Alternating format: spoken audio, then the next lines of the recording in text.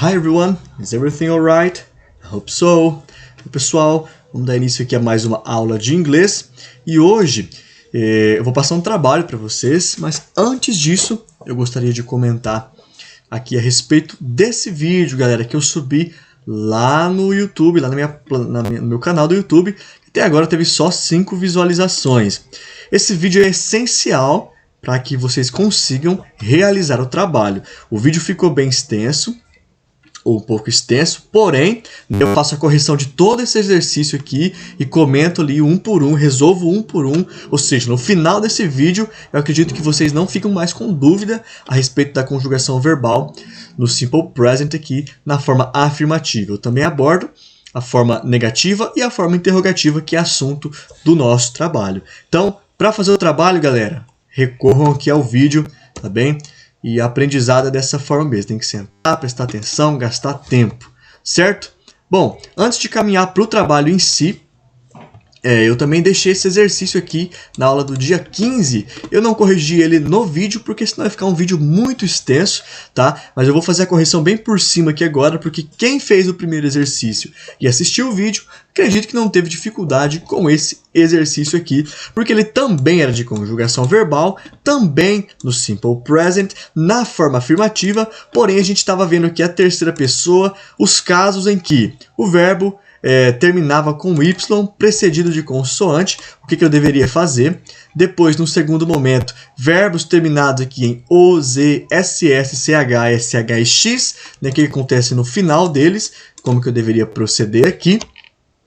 E os verbos terminados em Y precedidos aí de uma vogal, o que eu deveria fazer? Isso para a terceira pessoa do singular, que você já conhece muito bem, he, she or it, certo? Nós temos um primeiro exemplo aqui, então, vamos lá. Verbos terminados em Y precedido de consoante. O que eu devo fazer nesse caso? Eu retiro o Y e acrescento o IES. É o exemplo do verbo fry, que significa fritar. Tem aqui a frase I fry potatoes every Wednesday.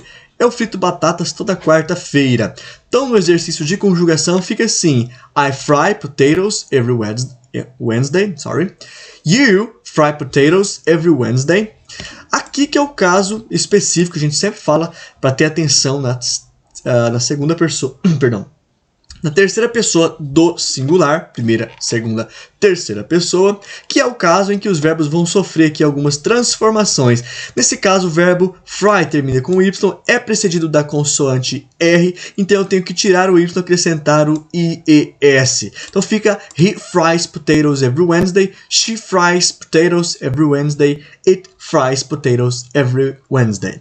Então, voltando aqui, primeira, segunda e terceira pessoa do plural, não sofre essa transformação, eu apenas coloco we fry potatoes every Wednesday, né? Então perceba que o inglês ele é bem mais simples, né? Eu frito batatas toda quarta, você frita, ele e ela frita, nós fritamos, vocês fritam, eles fritam. É o mesmo verbo, perceba que em português o quanto que muda, né, a conjugação, dependendo da pessoa.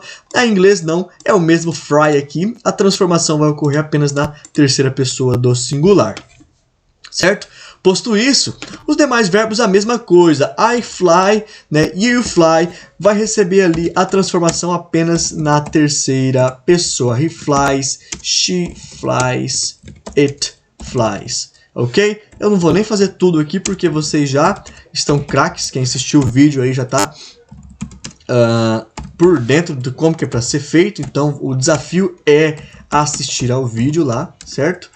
Like birds, certo? Para as demais pessoas ficar apenas fly. I fly like birds. You fly like birds. He, she, it flies like birds. We fly like birds. You fly like birds. They fly like birds. Ok? O mesmo com o verbo to study. He studies English every day. Aqui deveria estar com a capital letter, letra maiúscula. English every day. He studies, she studies English every day, certo? It studies English every day. Bacana? Para os demais, vocês sabem. Verbo to worry, a mesma coisa. He worries. She worries. It worries. Certo? E aí completem aqui o restante da frase. Lembrando que eu estou fazendo aqui apenas a terceira pessoa do singular. Certo? Vocês têm que completar todas elas, tá? Todas as pessoas. I, you, he, she, it, we, you, they. Bom, nosso segundo ponto aqui eram os verbos terminados em O, Z, SS, CH, SH e X, que recebem um ES no final na terceira pessoa. Então eu tenho I, you, o he, nesse caso é o verbo teach. Fica he teaches English. She teaches. Ela ensina inglês. No presente, lembrando que a gente está falando do presente aqui. Ele ou ela para uma coisa, né? Um computador, um programa, um aplicativo. It teaches English. Teaches English. Vocês completam aqui, tá? We, you and they. Lembrando que não vai sofrer transformação alguma. Vai ficar, por exemplo, I teach English. Eu ensino inglês, você ensina inglês, ele ensina inglês, ela ensina inglês, ele ou ela. Para uma coisa, um objeto ensina inglês, nós ensinamos inglês, vocês ensinam inglês, eles ensinam inglês. To watch vai ficar he watches, certo? Terceira pessoa. She watches. It watches. Vocês completem o restante, tá? Da frase e também as demais pessoas, tá bom? To push.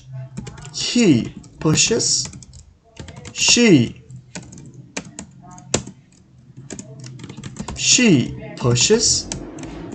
It pushes. Ok? Verbo to kiss, que é o verbo beijar. Interessante que push é o contrário aqui em inglês, tá? Push é empurrar e pull é puxar. Push é empurrar, ok? I push the door every single time. Eu empurro a porta every single time, todo tempo. Toda vez, né? Verbo to kiss, então fica he kisses. She kisses. It kisses. Lembrando, né, a regra para isso aqui é colocar um ES no final do verbo. Após o SS, ali um ES. Por isso que fica he kisses, she kisses, it kisses. Vocês completem o restante da frase e as demais pessoas aqui também. O verbo to go, he goes. She goes. It goes. Certo? Completem o restante da frase, completem as demais pessoas. E o verbo to fix, he fixes. She fixes. It fixes. O verbo consertar, né? Eu conserto meu computador, você conserta o seu computador. E por aí vai, certo? Terceira regrinha aqui, terminado em Y precedido de vogal, acrescenta-se somente o S. Esse ficou mais fácil ainda, né? Então vamos lá. He says, she says, it says. É o verbo dizer. Eu digo coisas boas, né? Então, ele diz coisas boas, ela diz coisas boas, ele ou ela diz coisas boas. To play, he plays, she plays, it plays. Lembrando, galera, vamos lá de novo, né? Que eu tô fazendo a terceira pessoa. Vocês completem. I play video game with my mother, with my brother. Certo? I play video game with my brother. You play video game with my brother. He plays. Mesma coisa. Vou só copiar aqui, ó. Ctrl C. Certo? He plays. Vou voltar aqui. She plays video game with my brother. It plays video game with my brother. As próximas, we play video game with my brother. You play. Acho que eu salvei, né? Video game. You and they. Eles jogam videogame com meu irmão. É para fazer assim com todos, lembrando que eu tô corrigindo somente a terceira pessoa. To pay, que é o verbo pagar. He pays. Tem uma coisa aqui, Arial 14. Arial Vamos lá, he pays, ele paga. Barato, no caso, tá? I pay cheap significa que eu pago barato. Ele paga barato. She pays. It pays. Certo? Completem a frase, completem as demais pessoas. Bom, basicamente é essa aqui a correção desse exercício, tá? A gente ainda tá novamente, na forma afirmativa do presente, tá bem? Então agora, o trabalho de vocês, que vai valer 2 pontos, consiste no seguinte: trabalho, valor, 2 pontos. Agora que você já conhece, né, que você já leu o artigo lá, já coletou as informações sobre o artigo do Simple Present, já resolveu os exercícios do Simple Present, já assistiu o vídeo que eu fiz de corrigindo os exercícios. Agora você está capaz de fazer esse trabalho aqui tranquilamente se você seguiu esse passo a passo. Agora que você já conhece a maneira correta de conjugar verbos em inglês no Simple Present, na forma afirmativa, dando atenção às mudanças ocorridas na terceira pessoa do singular, isto é, os pronomes he, she e it, conjugue os verbos abaixo com suas respectivas frases na forma negativa, negative form, e na forma interrogativa, interrogative form, sabendo que para tal será necessário o uso dos verbos auxiliares do, no caso dos pronomes I, you, we e they, ou does, no caso dos pronomes he, she e it, conforme o exemplo com o verbo to work. Nesse caso, nós saímos então da forma afirmativa e vamos para a forma negativa e interrogativa da conjugação verbal, e para isso nós fazemos o uso dos auxiliares do e does. Temos um exemplo aqui da forma negativa com o verbo work, certo? To work. Eu falo I don't work very hard. Eu não trabalho muito. É uma negativa, certo? I don't. Lembrando que eu tá na forma contraída, poderia ser I do not work very hard. Eu só contraí aqui o do not, certo? Virou don't. Bacana? Então você que fez lá a primeira atividade também, que leu o artigo, coletou as informações, você sabe que a forma negativa nós temos aqui que colocar obrigatoriamente, né, o do e o does, certo? Então percebam que eu não faço aqui mais I, por exemplo, work very hard. Isso seria na forma afirmativa. Na forma negativa eu preciso negar aqui com o do, certo?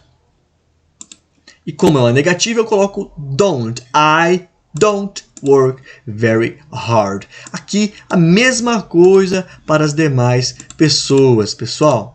Certo? You aqui, vamos deixar vermelhinho. You work aqui. You work very hard, mas eu estou negando. You don't work very hard. Você não trabalha muito. Bacana? O que acontece? Da terceira pessoa do singular, como a gente já está acostumado a ver, há transformações na hora de fazer a conjugação. A transformação aqui, nesse caso, é o nosso auxiliar do. Eu passo a usar o auxiliar does, certo? Auxiliar does. Então vai ficar assim. He doesn't work very hard. She, vou pôr aqui já, doesn't work very hard.